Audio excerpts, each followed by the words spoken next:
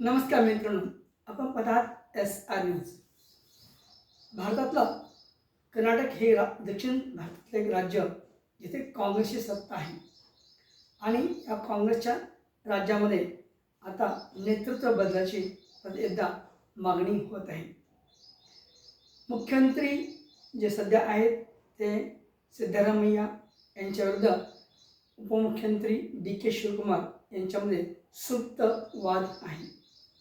हा वाद मागील वर्षापासून जास्त प्रमाणात वाढलेला दिसून येत आहे. वारंवार दिल्लीला ते DK शिवकुमार पक्ष नेतृत्वाकडे बदलाची मागणी करत आहेत. सिद्धरामय्या यांना हटवून या ठिकाणी DK शिवकुमार यांना मुख्यमंत्री करण्यासाठी त्यांचे समर्थक सतत मागणी करत आहेत. यासाठी ते वारंवार दिल्लीला जातात आणि पक्षश्रेष्ठींकडे ती मागणी मांडत आहे.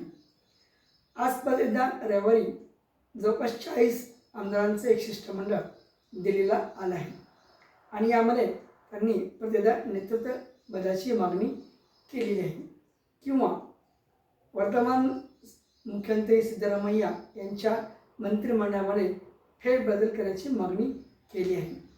आणि यामध्ये जे तीन वेळापेक्षा जास्त निवडून आलेले आमदार आहेत त्यांचाही समावेश आहे आणि जे प्रथम निवडून आले आहेत आमदार त्यांचाही समावेश आहे. त्यामुळं दिल्लीमध्ये एक प्रकारे कर्नाटकामध्ये नेतृत्व बदलण्यासाठी दबाव तंत्राचा वापर केला जात आहे. वारंवार DK शिवकुमारांची ही जी मागणी आहे ते लावून धरत आहे आणि नेतृत्व बदल करण्याची ते मागणी करत आहे. कुणी असून DK शिवकुमार काय अजून कुणी जर असलं तर त्यांना सगळ्यांनाच आपण मुख्यमंत्री व्हावं असं वाटत असतं. सिद्धरामय्या यांच्या विरोधात वारंवार असंतोषाचा एक लहर या ठिकाणी दिसत आहे. त्यामुळे DK शिवकुमार यांच्या समर्थनार्थ 40 आमदारांचा एक गट दिल्लीमध्ये पोहोचला आहे. आत्तापर्यंत जे बातम्या मीडियामध्ये पसरत आहेत किंवा येत आहेत त्यानुसार ज्या कर्नाटकामध्ये काँग्रेसचं सरकार स्थापन झालं त्यावेळेस सिद्धरामय्या आणि DK शिवकुमारमध्ये स्पर्धा झाली आणि यामध्ये असा फॉर्म्युला ठरला की अडीच वर्ष दोघांना वाटून दिले जातील. 2.5 वर्षाचा कालावधी सिद्धरामय्या यांचा उलटून गेला आहे आणि त्यानंतर शिवकुमार यांनी नेतृत्व बदलाची मागणी केली. पण सिद्धरामय्या यांचं दिल्लीतलं वजन आणि एकंदर कर्नाटक राजकारण पाहता काँग्रेसने नेतृत्व बदलाला इच्छा बदलाला साफ नकार दिला आहे. शिवकुमार यांची मुख्यमंत्र्यांची जी इच्छा प्रभा आहे यामध्ये अधुरी राहते काय असं त्यांना वाटतं आहे. जर नेतृत्व बदल झालं नाही तर पुढे काय होईल याचे संभाव्य अंदाज या ठिकाणी घेता येईल.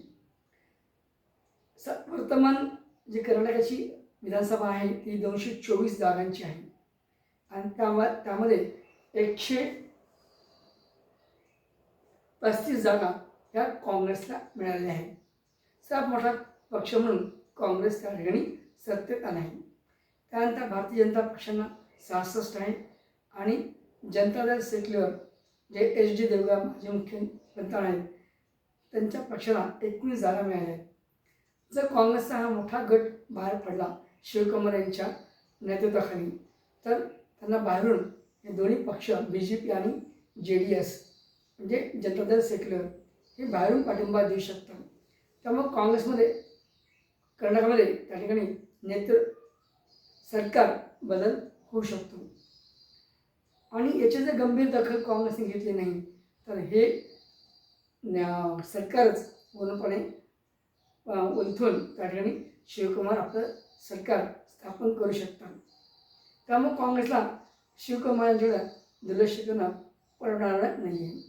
त्यामुळं DK शिवकुमार यांची ही दखल काँग्रेस घेते की नाही, घेतल्यास काय बदल होतील आणि जर नाही घेतल्यास शिवकुमार पुढची रणनीती काय ठरते हे आता पाहणं गरजेचं आहे. त्यामुळे हा व्हिडिओ आवडल्यास लाईक करा, शेअर करा आणि सबस्क्राईब करायला विसरू नका. आमच्या चॅनलला भरपूर जण पाहतात. सगळ्यांना एकच विनंती त्यांनी आमच्या चॅनलला सबस्क्राईब करावं आणि बेल आयकॉन दाबावं, म्हणजे आमचे सगळे व्हिडिओ त्यांना ताबडतोब पाहायला मिळतील.